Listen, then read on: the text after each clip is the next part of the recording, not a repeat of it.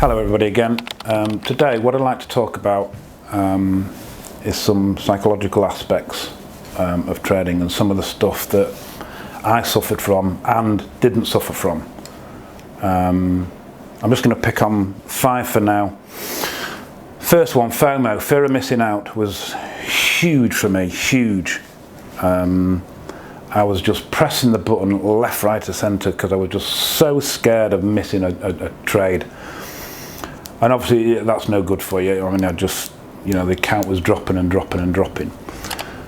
Now, the only thing that worked for me was doing something physical so that it kicked the psychological edge off.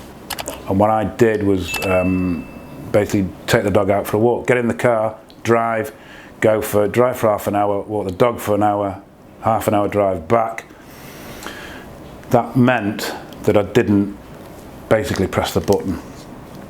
Had to do that a few times, and then eventually, psychologically, I could actually start to not press the button.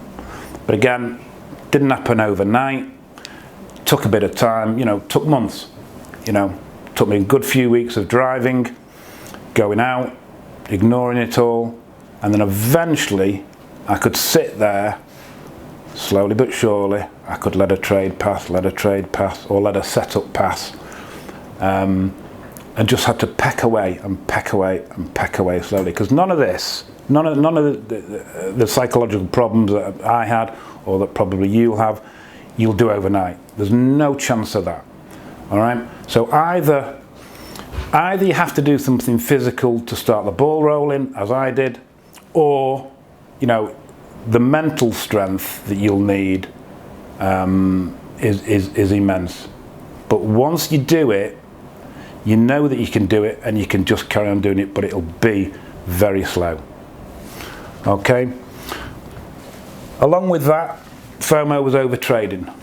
And I did exactly the same for that. Both of those, okay, was basically walking away. All right, that was my hack.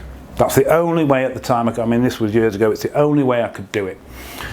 I couldn't figure out any other way to solve the problem. And of course, at the beginning, you think, it's a bit daft. This getting in the car, driving for 2 hours or whatever. That can't continue. But like I say, eventually, slowly but surely, the psychology side kicked in. I knew I could do it because I'd driven. So luckily, I could sit at the desk, and eventually, it just slowly just hit me that I could do it psychologically. Position size. Again, I know some guys have trouble. I have to admit, moving up from, I used to put the minimum that you could on a brokerage, and the way I did it was basically I built my positions up slowly, very slowly. Again, took months, probably longer than months, probably a year or so. Built it up very, very slowly. So every time I did it, it didn't particularly make a huge amount of difference. The increments were that small that if I had a loss, it wasn't particularly a big loss than I had with a smaller position. All right? And then again, just built it, got used to it. It was just natural. Moved on to the next position size. Made sure that each time I moved up onto a position size, it just felt natural. It felt normal. Okay, fine, the first few times are a bit, you're a bit worried, you're a bit concerned, but after a while, just natural. And it's again, whether that works for you is another question, but for me, that's how I did it. Just so that nothing was a shock. I'm not going from £1 to £50 instantly. So that was how I solved that one. I'll come back to confidence. I'll do revenge trading first.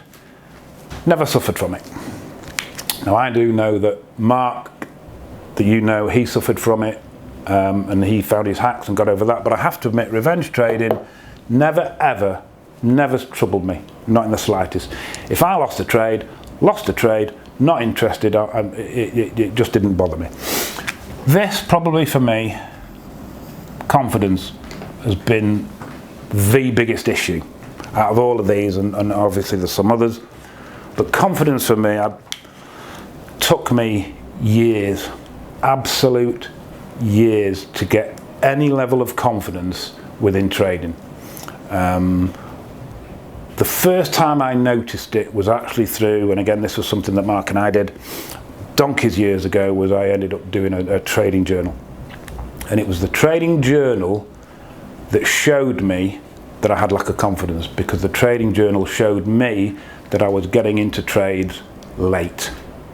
And I translated getting into trades late as lack of confidence.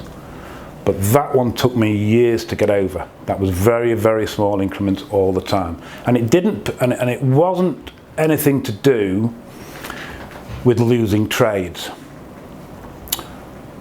What it was having trust in both the strategy and the trading plan. I had to trust the trading plan and the strategy 100%, which I, again, obviously didn't do for an awful long time.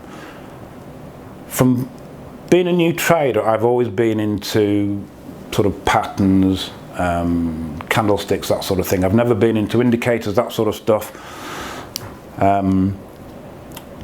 But I couldn't, and I don't know why, it's to this day I still don't know why I couldn't trust them. And it just took time to use them and use them and use them and use them again and again and again.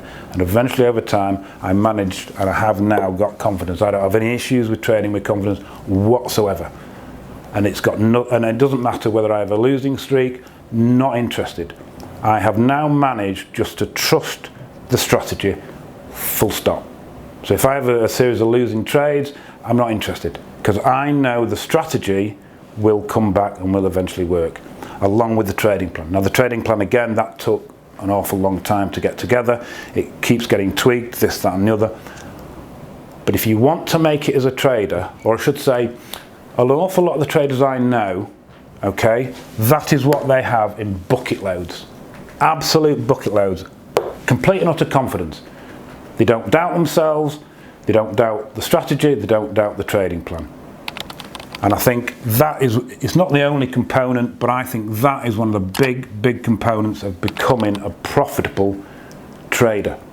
Is having absolute and utter trust in both your trading plan and your strategy. Thank you very much. I'll see you next time.